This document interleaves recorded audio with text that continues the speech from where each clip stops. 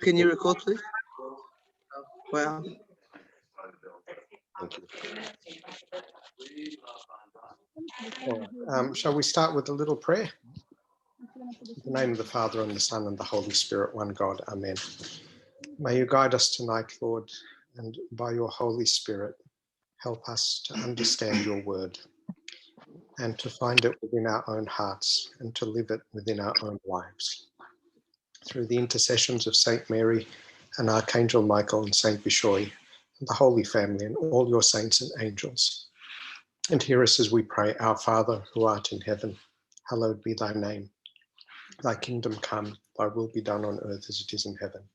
Give us this day our daily bread, and forgive us our trespasses, as we forgive those who trespass against us.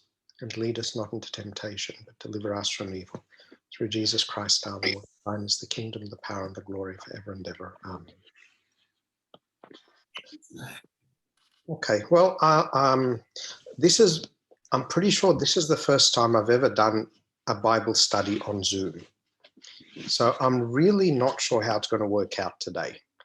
And I hope you guys don't mind being guinea pigs, because I think we're going to need to experiment a little bit. The lovely thing about a Bible study is getting some good discussion going. And it's so much harder to do that on Zoom, but let's see if we can. So can I ask you guys, before I even begin, please, please, please do not let me just talk and talk and talk. Please stop me. Okay, jump in and say things, ask questions, make points, challenge something that I've said. So you can either, I think the easiest way is just jump in. If you start talking, I think I just get to hear you, and then I'm happy to stop. But what I'll do, I'll also have the little chat window thing open at the side, and I will try and keep an eye on it. And if there's something there that's, contributing to the discussion and I don't see it, please just, if you guys see it, please stop me and say, oh, Buna, there's something in the chat that, would be interesting to talk about. Alrighty. So today we're going to be looking at the first chapter of Philippians. So I thought that would be just a good way to start. Just let's do one chapter. And what I thought would be a good way to do it is I'll put it up on the screen. Hopefully I'll be able to share my screen. So I'll put it up. And can we have someone to volunteer to be the reader for us today?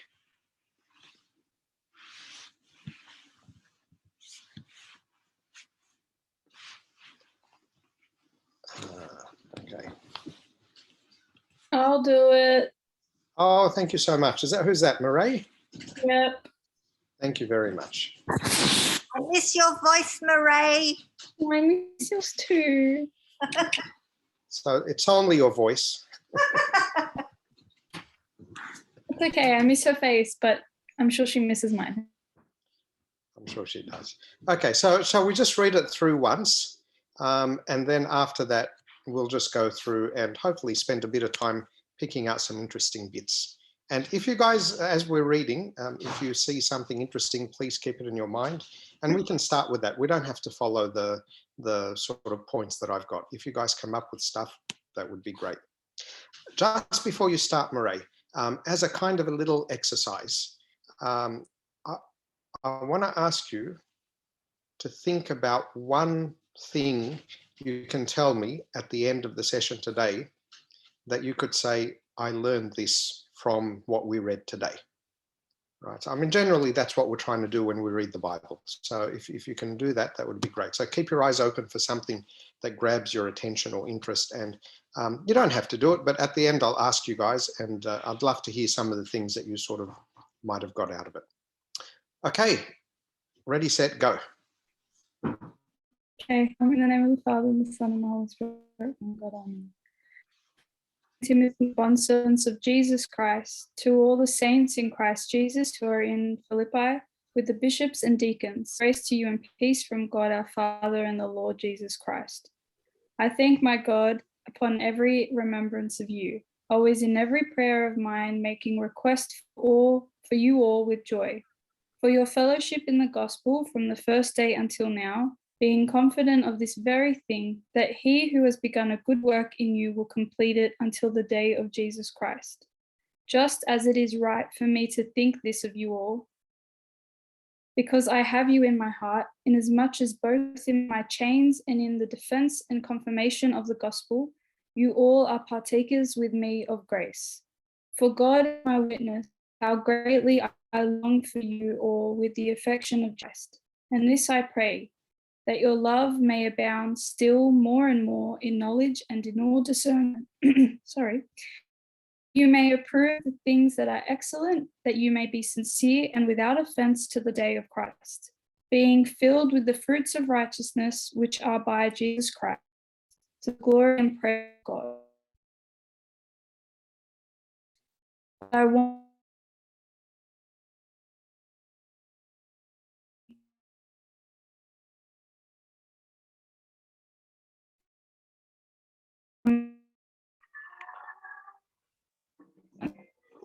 Is it me or is it cutting out?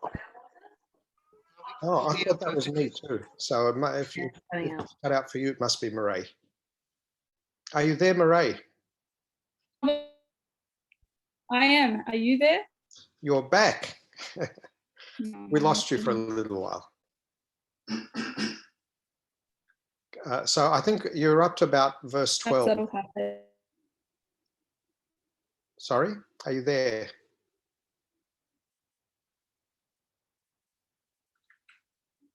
Okay, so either Murray's having internet trouble She's or left the bonus. She's left the mail. She's left the book.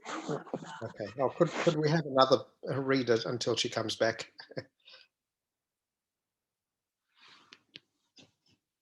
Any volunteers? Shall I just stop someone in? She's back, Abul. She's back. Oh, you're back? Yeah. Are you back, Murray?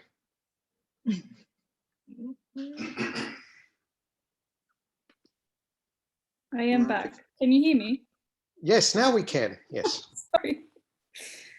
I instantly regretted saying I do to this because I think our internet's bad. But anyways, moving on. Verse 12. But I want you to know, brethren, that the things which happened to me have actually turned out for the furtherance of the gospel, so that it has become evident to the whole palace guard and to all the rest that my chains are in Christ. And most of the brethren in the Lord, having become confident by my chains, are much more bold to speak the word without fear. Some indeed preach Christ, even from envy and strife, and some also from goodwill. The former preach Christ from selfish ambition, not sincerely, supposing to add affliction to my chains, but the latter out of love, knowing that I am appointed for the defense of the gospel. What then? Only that in every way, whether in pretense or in truth, Christ is preached. And in this I rejoice, yes, and will rejoice. For I know that this will turn out for my deliverance through your prayer and the supply of the Spirit of Jesus Christ, according to my earnest expectation and hope that in nothing I shall be ashamed, but with all boldness, as always, so now also Christ will be magnified in my body, whether by life or by death. For to me, to live is Christ, and to die is gain. But if I live on in my flesh, this will mean fruit from my labor. Yet what I shall choose, I cannot tell.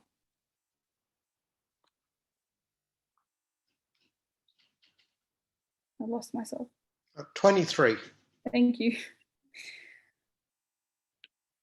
For I am hard pressed between the two, having a desire to depart and be with Christ, which is far better. Nevertheless, to remain in the flesh is more needful for you. And being confident of this, I know that I shall remain and continue with you all for your progress and joy of faith, that your rejoicing for me may be more abundant in Jesus Christ by my coming to you again.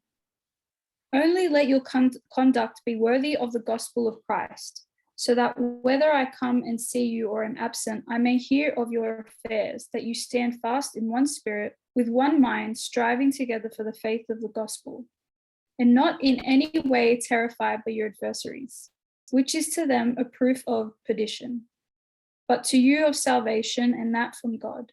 For to you it has been granted on behalf of Christ, not only to believe in him, but also to suffer for his sake, having the same conflict which you saw in me, and now here is in me. Great. Thank you very much for that. Okay, so a little bit of background. This letter is written by St. Paul. People think that it was probably written somewhere between 61 and 63 AD. And at this time, St. Paul had got to Rome. So you know the whole story of how he was arrested and then he appealed to Caesar. So they couldn't let him go. Instead, they had to take him to Rome to be tried by Caesar. And when he got there, of course, Caesar is a rather busy man. So they basically kept him under house arrest for about 3 years, roughly. He wasn't allowed to leave the house. And that's probably when he wrote this letter to the people in Philippi, which is an ancient city in what is now called Turkey. But it was one of the places that he had visited and had served the people there. So in a way, St. Paul was actually in lockdown, right? He basically couldn't leave the house. But his lockdown was a little bit easier than ours because he was allowed to have visitors, whereas we are not allowed to have visitors.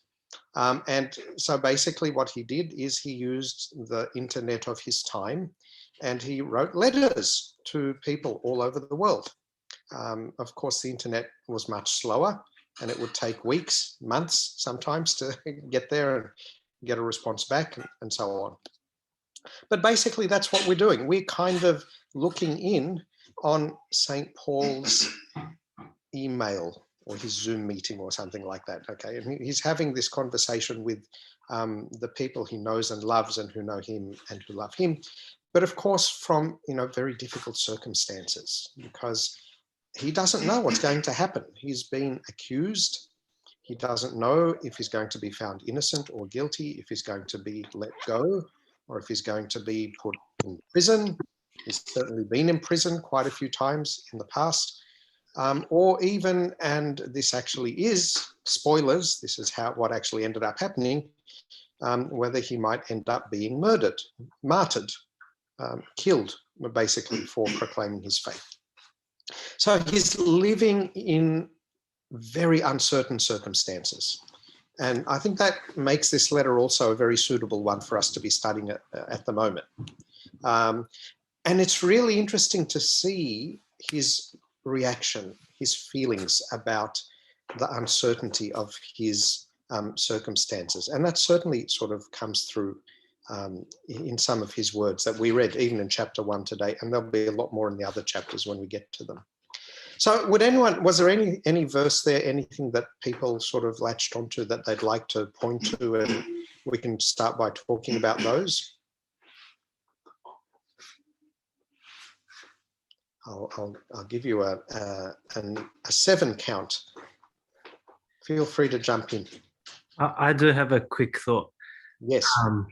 So it's a bit striking how like St. Paul's faith was a bit striking to me. So where he says, for I know that this will turn out for my deliverance.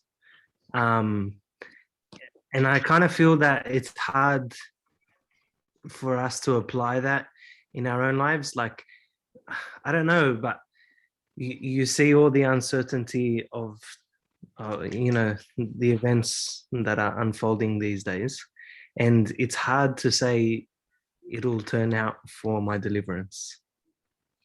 So that's verse 19. Yeah. And I'm just, as we're going through, I think if you guys have a Bible in front of you, it's probably much easier than me putting it on the screen, because then I can see your faces and that helps a lot. So there's a kind of what would you call that? Is it confidence? Is it optimism? Is it hope? What is that exactly? What's going on? Yeah, well, I guess it is confidence.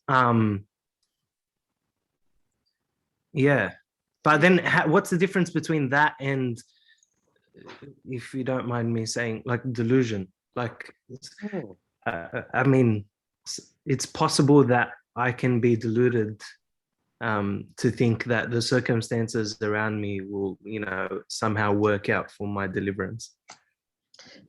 Can I just say, we've been watching a little more television than usual in this last few weeks. And a lot of the American shows, have you noticed that often a character will say, I know this is going to turn out all right. And I'm one of those people who always turns to Dahlia and says, how does he know? How on earth does he know? The only way I can explain it is he spoke to the script writers. Okay? That's the only way he could know. But they seem to feel like, the confidence itself is going to make things turn out all right. But as Mark says, isn't that kind of living in a delusion? How is St. Paul different to those characters on American television? Can I say something? Yeah, go. I don't think it's delusion. I think he knows God. And so I don't think it's delusion. I think it's trust. And I think if you know God and you trust him, then you believe that your life is in his hands and they're the best hands that they're going to be in, and it's going to be okay. What that looks like, I don't know. But I think he was just fully trusting in God. I'm not so much questioning his position. I mean, I wouldn't dare to question St. Paul's confidence of faith, but more so how I can apply it in my own life. I guess feeling that I don't necessarily have that confidence. Okay, I'm with you there. Because I think St. Paul trusts God, but I don't know that I trust God. I think it's in the definition of deliverance, isn't it? What do you mean by that? That doesn't really matter what the outcome would be. St. Paul would probably still say that he was delivered, but whereas we might say deliverance means I get this particular outcome. Yeah. So, I mean, it's worth reading on a little bit after verse 19. For I know that this will turn out for my deliverance. And now he's going to explain to us how he knows. Through your prayer and the supply of the Spirit of Jesus Christ, according to my earnest expectation and hope that in nothing I shall be ashamed, but with all boldness as always, so now also Christ will be magnified in my body, whether by life or by death. For to me to live is Christ, and to die is gain. So what actually is he saying here then? How is he so sure that things are going to turn out well? How can he say that? He's actually given us the reasons why. But I want you guys to see if you can get it out of the words. A win-win. Whether to live or die, it's a win-win. Win-win. What do you mean by that?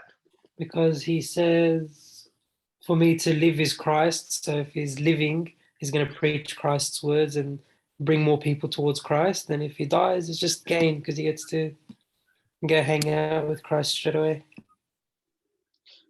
Right. So is that good enough justification for his hope? Yeah, he's basically saying, look, there are only two options here. I live, that's a good outcome. I die, that's a good outcome. So you couldn't put it any better than Abadir did. It's a win-win situation. Okay, so bringing it back then to what you and Dahlia were saying earlier, Mark. So is it possible for us to see the things that trouble us in our lives in the same way? Is it possible for us to see our challenges as win-win situations? Is that possible, or are there situations where we just can't do that? I don't know. I feel like there are situations where it's hard to see it as a win-win. I just wanted to add as well that the idea that you're talking about, it kind of feels a little bit like you're removing the onus of responsibility on yourself. It's like Well, it doesn't really matter whichever way things work out, as long as I'm with God. Like, I don't need to do anything about the circumstances. But is that really what he's saying here? And can I thank the heavenly angels and the desert fathers who pointed out that whether Australia or Egypt win, it's a win-win situation in the chat. Thank you very much for that. Yes, clearly, you know, when you live in the desert for as many years as Saint Bishoy did, you have a sense of detachment. So then, you know, it's kind of like, yeah, you're not attached to who wins. It's fine. So can we do something like that? I mean, give me a situation where it's impossible to see it as a win-win situation.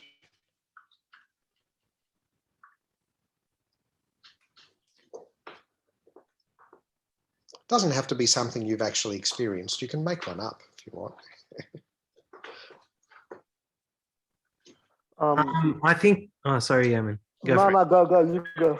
No, you go. So can we just repeat the question, Abuna? What was it? So I'm just saying, okay, so St. Paul is looking at life and basically seeing that whatever happens to him, he's going to be able to feel that God has made it a good thing for him, right? And then Mark is pointing out that it's often quite hard to do that. And in fact, in a sense, that may actually lead us to almost be lazy about life and kind of say, well, if God's going to turn everything to good, it's kind of the Jonah syndrome, isn't it? You know, whether I go to Nineveh or if I don't go to Nineveh, God's going to save them in the end anyway. So why don't I just, you know, flee and, you know, go and have a nice cruise on a ship for a little while? So what I was asking is that true? Are there situations where we can't see it as a win-win situation? And is it a motivation to be lazy? I don't think so, because when he says, if I live, it's for Christ. So he's implying that if he lives, he's going to work hard to bring others to Christ. He's not just going to be lazy. And then if he dies, it's a gain. Like, I don't feel like there's anything lazy in what he wants to do. Yeah. Maybe there's a difference between apathy and acceptance, right? So apathy is like, I just don't care at all, right? I'm happy to just curl up into a ball and lie in bed all day. Okay, that's apathy. Like, I just don't care. Acceptance is to say, I'm going to do what I can. I'm going to put in my best effort. I'm going to do the things that are in my hand to do. But then if I don't end up achieving things or making things the way that I want them to be, I'm not going to let that make me miserable. I'm going to be able to accept that. I'm going to be able to look for the good in that thing that comes. And in fact, maybe it's easier to look for the good when you have actually put in your best effort, isn't it? Isn't there a sense of, now I can accept this because I know that I've done everything that I can. Whereas if you hadn't tried, if you didn't even try, you would always have that niggling doubt of what if I had done this, what if I had done that, you know, regrets and so on. I don't know, is that making any sense? So has anyone managed to come up with a situation that you can't turn into a win-win? What if we had, like, I don't know, just hypothetically speaking, what if we just had this worldwide pandemic, for example, that totally disrupted our lives and made it impossible for us to go to church for weeks and things like that? I mean, just hypothetically speaking, wouldn't that be a terrible disaster? Or could you find the good in it? What good could you possibly find in it? Well, this is a perfect example. Getting together tonight wouldn't have happened if it wasn't for the pandemic. That's true. Yeah. That's true.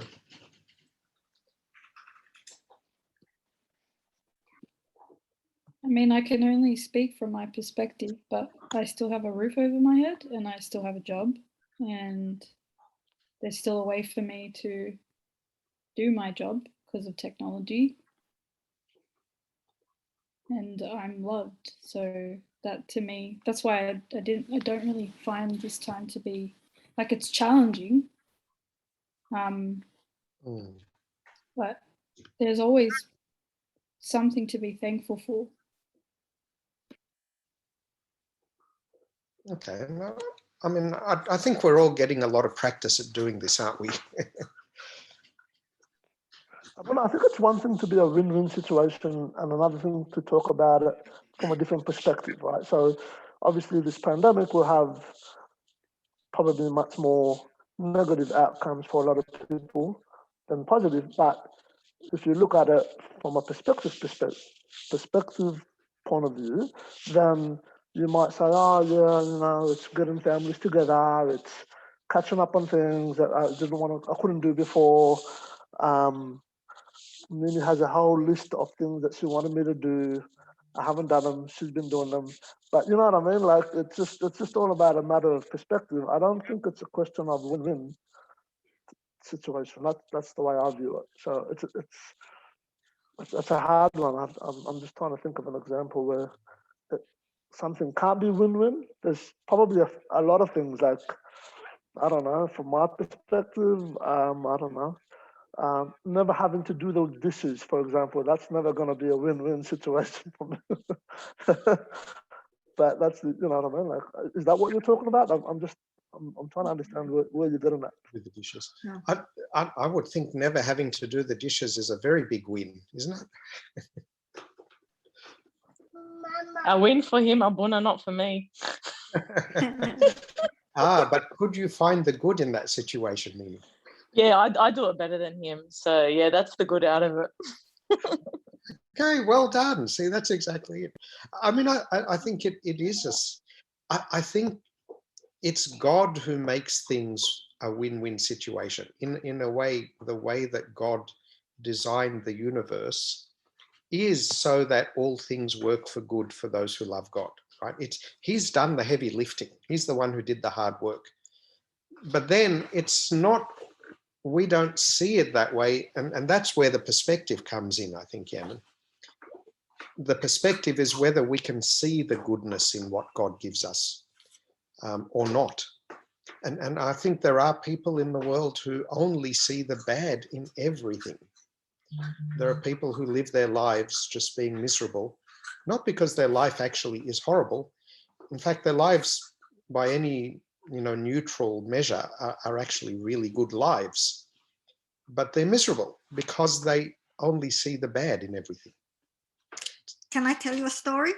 Well, you've reminded me of that family who lost the 4 kids.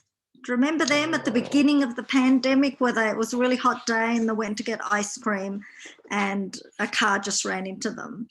And that's probably a situation where I don't think I would be able to see the good. But when I heard the husband and the wife speaking, it was just like watching a miracle of parents who had lost, was it 3 or 4? I can't remember. It was 3 kids and then a cousin, I think. Yeah, okay. So they lost 3 of their children in one go. And I felt like God has obviously comforted them. Obviously, they were still grief-struck, but they had managed to turn it into something good, which I don't know how people do, but they managed to do that.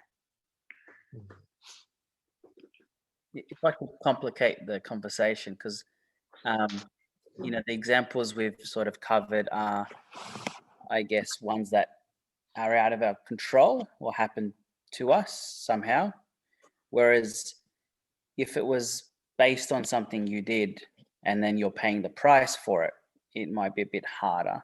Like if I did a crime and I ended up in prison because I was guilty, or for example, I'm facing divorce because I was a slack partner, then you would start to sort of, struggle with the concept of, this will still be ultimately the best thing for me, or good can come out of it, but it's sort of at a really high price. And maybe at the end of the day, I'm not convinced that that good that comes out of it outweighs all the pain I've gone through. So do you guys think that would make the difference? That would make it so much harder to see the good? What do you guys think? if you've actually, you know, if you're responsible for the bad things that are happening.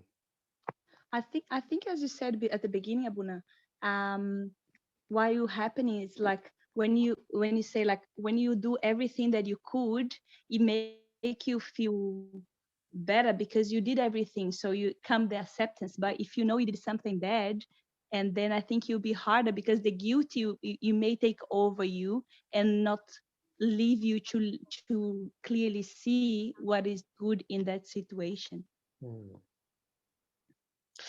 Yeah, I mean, in verse 22, he says, if I live on in the flesh, this will mean fruit from my labor, right? So he's talking about a situation where he's actually doing good things.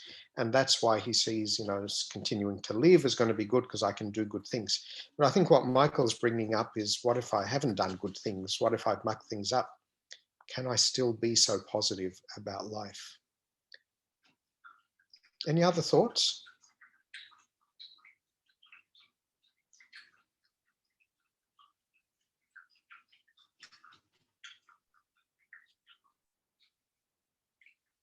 So let me ask you this question. Do my past mistakes necessarily have to dictate my future behavior? No. Okay, so what might happen then? I mean, what might be one of the good things I could find even in that situation that Michael raised, where I have mucked everything up in the past?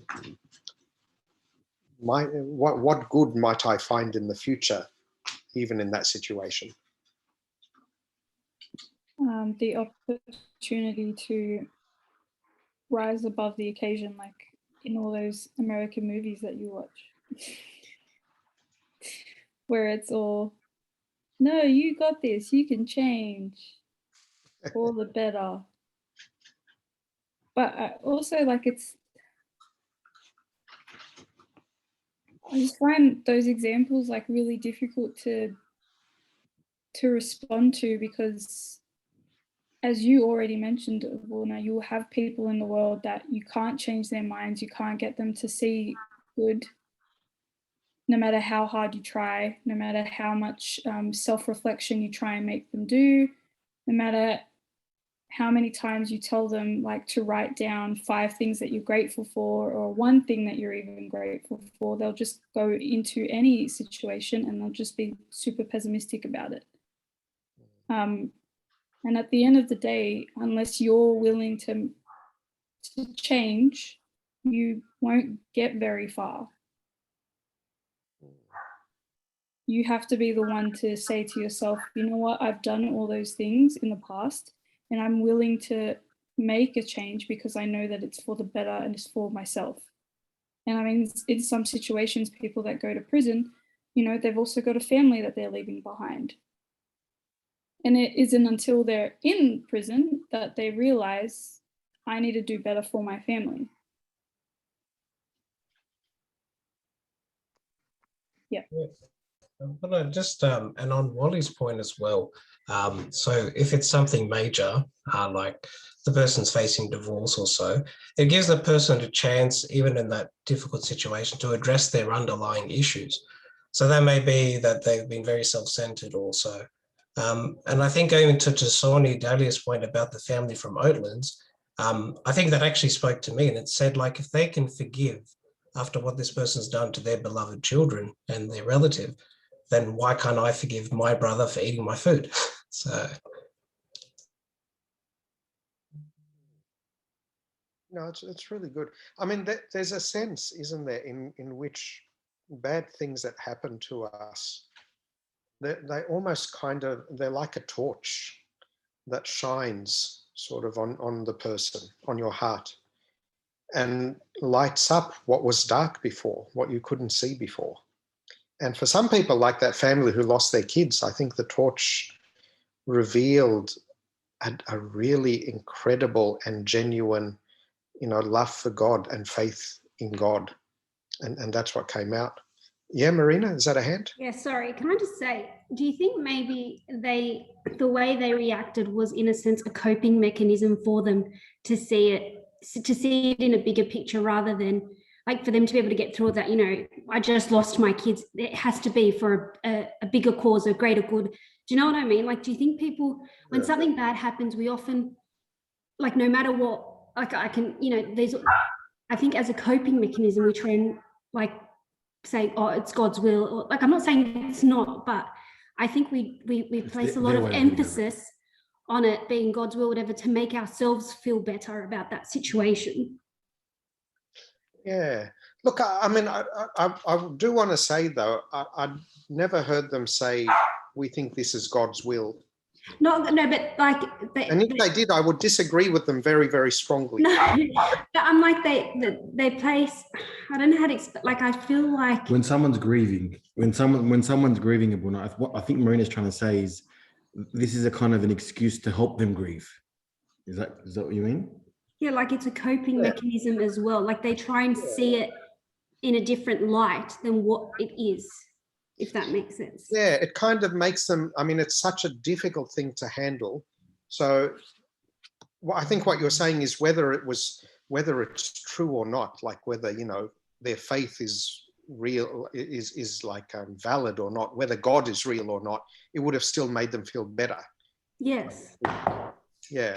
Can I just say that when they were talking, because they were interviewed at St. Mary's Church, and they were saying that, like, when they got there, the kids were still like on the road, and the mum and the dad were sort of saying Our Father with the kids who were basically dying.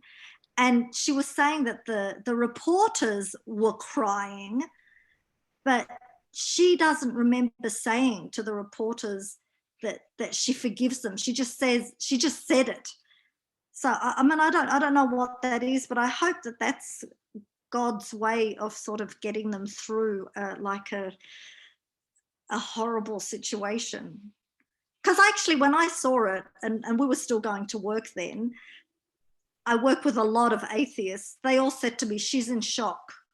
That's why, you know, she said, I forgive them. And I thought, oh, well, I wonder if that's the case. But after hearing them 2 years later or whatever it is, it wasn't shock. These were people who knew God, and they felt that God was looking after their kids. I don't know how they can feel that, because I know God looks after our children, but I don't think I'm keen to lose them. But it was an enormous amount of faith that they were speaking with. It was very moving. I don't know. Yeah, I think if it was shock or a coping mechanism or anything, I think after a bit of time, their tune would have changed. Yeah, that's exactly what I said to myself. I actually said to myself, I'm going to watch this story. And then when I heard they were going to talk at St. Mary's, they were live streaming it. And I ended up watching it. I think it's still on YouTube. I'm not sure. But yeah, it was just amazing to see two people who had lost 3 kids in one go just speak faith and love and hope. They know their kids are fine. It's yeah. Hi, Abuna, you said a point before to Marina. I don't know if you just opened up a whole can of worms, but you said, I disagree if you think it was God's will. Can you expand on that? Yeah, certainly. Can I just reinforce, I think, what Dahlia is saying, like a few of you guys. I do think that delusions fall apart sooner or later, right? When people tell themselves lies to feel better about something, it works for a little while, but sooner or later reality kicks in and the whole thing crumbles. Unless you're in an American movie, in which case, no, it doesn't. But in the real world, it does. And I totally agree with Dahlia. I think the fact that their faith has only grown stronger and that the comfort they're feeling is very real would suggest that there is something real going on here in their heart. But my reason for saying I don't think it's God's will is because God never wills anything evil to happen. And we know that. It's in the Bible, it's in the church fathers. I can't remember which church father it was, actually wrote like a long essay thing, the title of which was that God is never the cause of evils, right? It's like, it's a really clear principle. God does not cause evil. And having innocent children die that horrible death, having their family deprived of them, I don't think anyone would say that was not a bad thing. God created a world in which evil can happen because human beings, we're the cause of most of the evil. Let's be honest about this. Sure, the devil does a little bit of it, but mostly it's us. We do it. And he created a world in which we have free choice to be able to choose to do things that have real consequences. Otherwise, our choice wouldn't be free. God's response to evil is not to put us all in shackles or wrap us all up in bubble wrap or something like that. God's response to evil is to come down to the earth and to share it with us on the cross and to defeat it and to turn it into an even greater good. In, you know, the resurrection is the most clear example of that. And I think that's what this family was experiencing. Their faith meant that they were not experiencing this horrible thing alone. You know, I imagine if a family that had no faith at all went through something like that, how on earth could you even make sense of it? How on earth could you find a way to get on with your life after something so horrible happening to you? But because these people knew that the God they worship, the God they love, is a God who loves them and who suffered a horrible death, a totally unjust death of an innocent person, just like the kids were, you know, it wasn't fair that they should die and they were innocent. They knew that they were not alone. They knew that the God who died on the cross is the same God who's living in their hearts and giving them the peace and giving them the hope to look forward and see that they will see their children again. It's not like their children have disappeared from existence. It's not like they've been annihilated. They will see them again. They will continue to live, and that's because of the love of God. All of which is just a very long way to say God didn't want the kids to die. But if the kids died because of, you know, some stupid guy making a stupid choice, God is still able to turn it into something beautiful and wonderful through their faith here on earth and through their being reunited once again, you know, in the next life. Does that make sense? Yeah. It's just that, you know, like a lot of the time, you know, people, I'm not saying God is the cause of, you know, of things evil happening. You know, people say, oh, God allows it to happen, which in effect you can say, well, that's the will of God. That's where I got confused. Like I've always thought, regardless, whatever happens, if it's bad, if it's good, it's the will of God. That's just that's your timeline. That's what God has set for you. Obviously, we'll make the decisions because of free will, but I just thought, regardless, whatever it is, it's the will of God. But you just kind of confused me when you said that. So I'm just like, if you see your daughter, you know, I don't know, playing with matches or something, and you want her to learn, this is a really bad example. I'm sure I could come up with a better one, but let's just go with it. Just go with it. Go with it. If you see your daughter playing with matches and you want her to learn that matches are dangerous, so you let her, you know, make a fire and she gets burnt and she comes and cries. Was it your will for her to be hurt and burned? Or was it her choice? Actually, I should have said at the beginning, and you told her not to do it, but she insisted. And then you allowed her.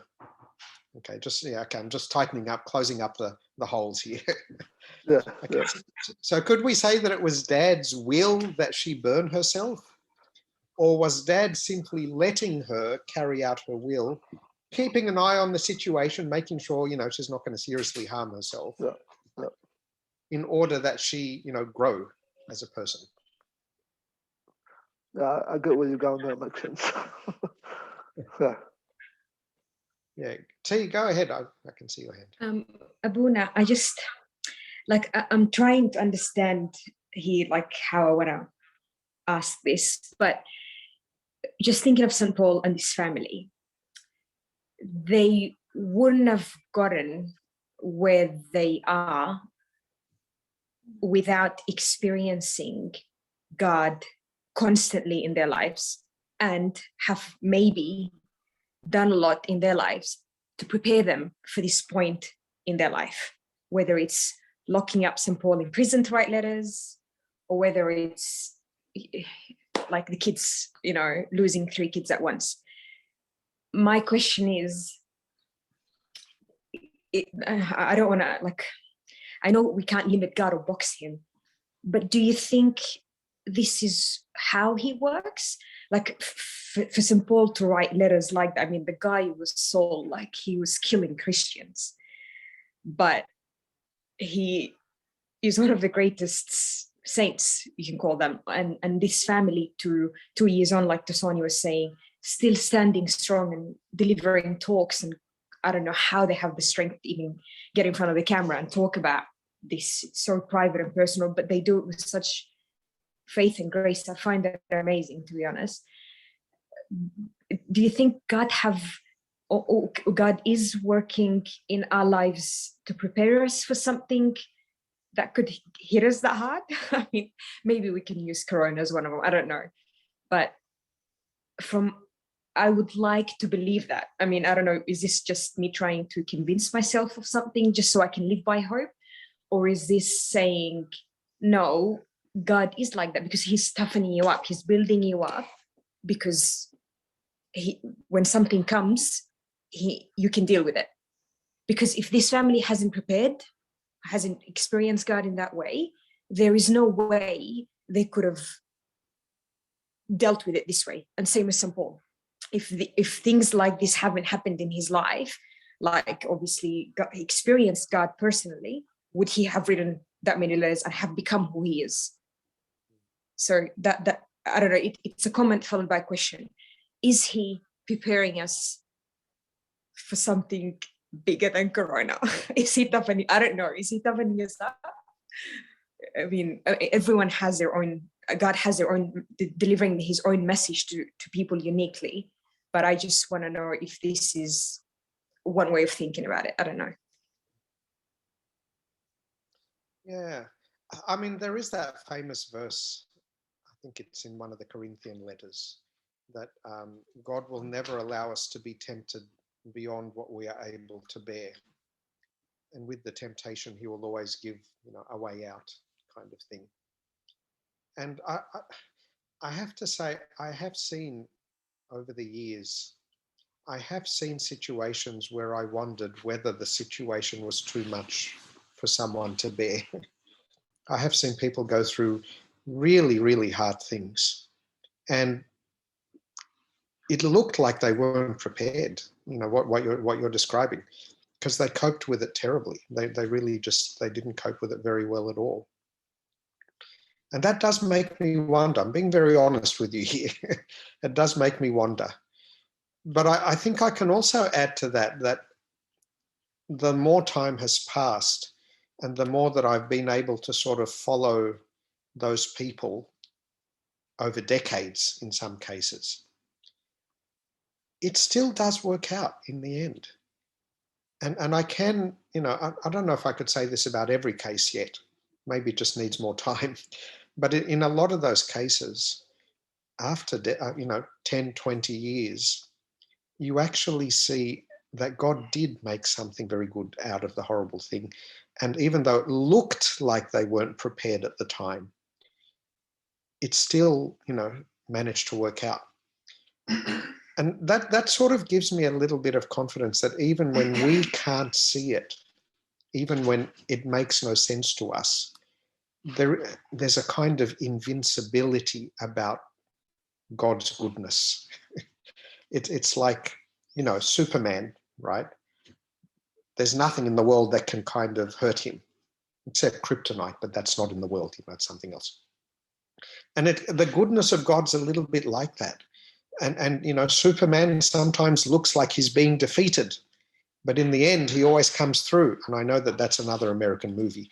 But in the real world, there is a kind of a divine parallel to that, which is that the goodness of God does seem in the end, I don't know, maybe I could be wrong, but it just does seem to work out in the end.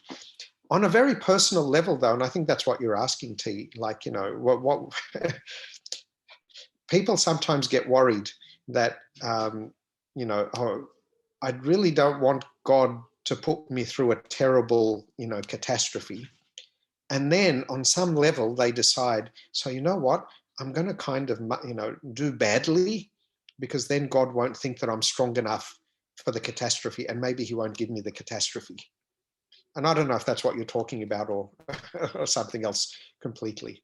But I don't think that works. That's sort of assuming that, you know, somehow I'm smarter than God and I'll, you know, change how he deals with me because I'm going to trick him and things like that. Of course, that's silly. Look, I mean, in the end, I think we just, that's part of hope. Hope and faith means that we know that all things will work for good.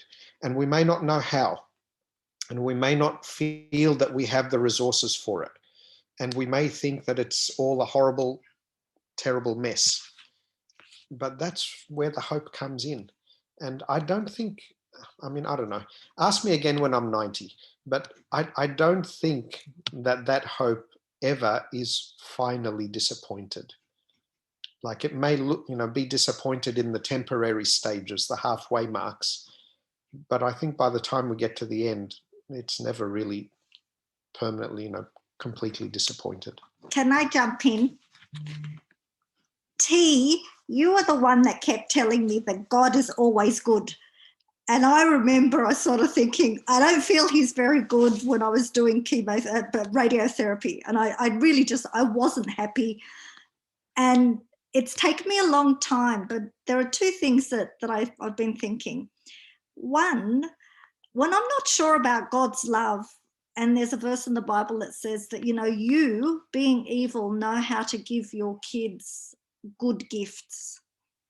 So I have to look at God as a father, and I know no matter what it is, because, you know, I have this fear of the cancer coming back, and I think, oh my God, I don't want it to come back because I don't want to go through that again.